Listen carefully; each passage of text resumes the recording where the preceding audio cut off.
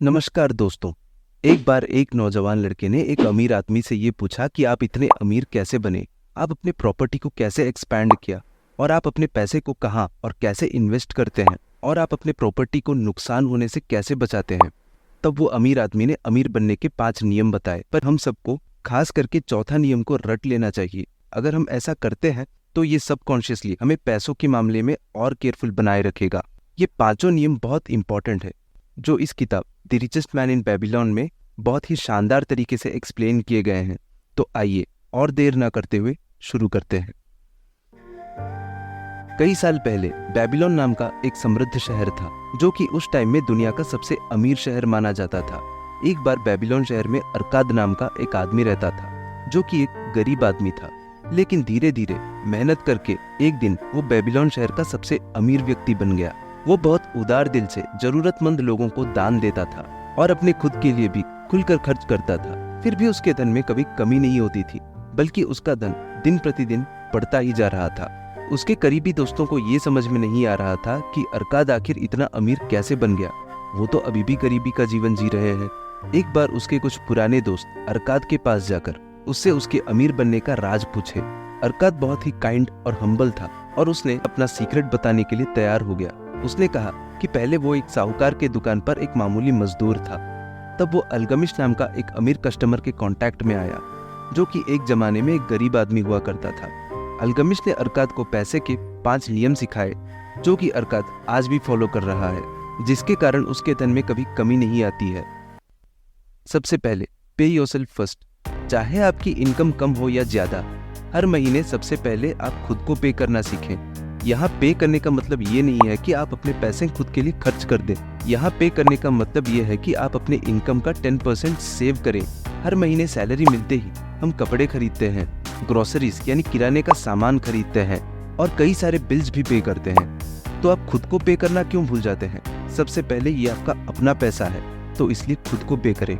आज के ज़माने में तरह तरह के सेविंग स्कीम्स हैं, जिनमें पैसे डालकर आप अपने पैसे को बढ़ा सकते हैं।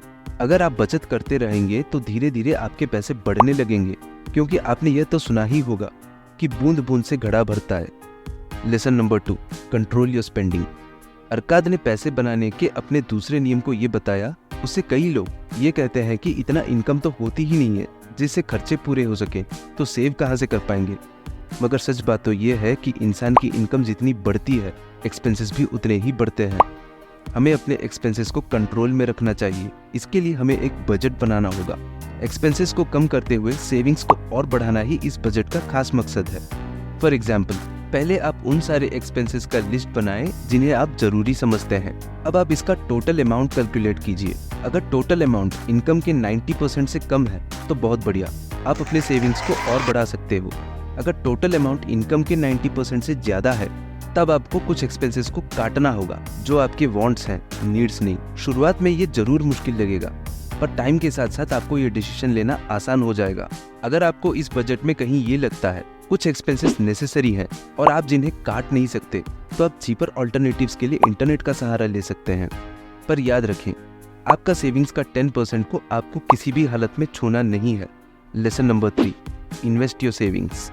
जैसे ही आप अपने इनकम का 10वां हिस्सा बचा रहे होंगे, तो आप देखेंगे कि आपका पर्स मोटा होता रहेगा।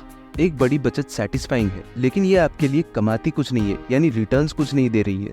अल्गमिश कहते हैं कि वो हर एक रुपए जो आप सेव कर रहे हो, वो आपके लिए काम करने वाला एक गुलाम है, जो आपके लिए और काम करके आपको और पैसे बना के दे। आपके सेविंग्स को आपके इनकम का एक सोर्स बनाएं, जिससे आपका पर्स लगातार भरता रहे। यानी आप अपने सेविंग्स को सही तरह से इन्वेस्ट करें और इस इन्वेस्टमेंट के प्रॉफिट या रिटर्न्स को री इन्वेस्ट करते रहें, जिससे कुछ साल बाद आपके पास मल्टीपल सोर्स से इनकम आने लगेगा। म्यूचुअल फंड्स इसका बेस्ट एग्जाम्पल है। Lesson number 4, loss of gold. आपको ये जानना जरूरी है, क्योंकि पैसा उन्हीं के पास महफूज रहता है जो इन लॉस को जानता है और उन्हें सही तरह से इम्प्लीमेंट करता है। फर्स्ट लॉ, पैसा उन लोगों के पास आता है जो हमेशा बचत करते हैं और अपनी कमाई का कुछ हिस्सा अपने फ्यूचर के लिए सेव करते हैं। सेकेंड लॉ, पैसा उन लोगों के पास रहता है जो अपने सेविंग्स को सोच समझकर सही तरीके से इन्वेस्ट करते हैं।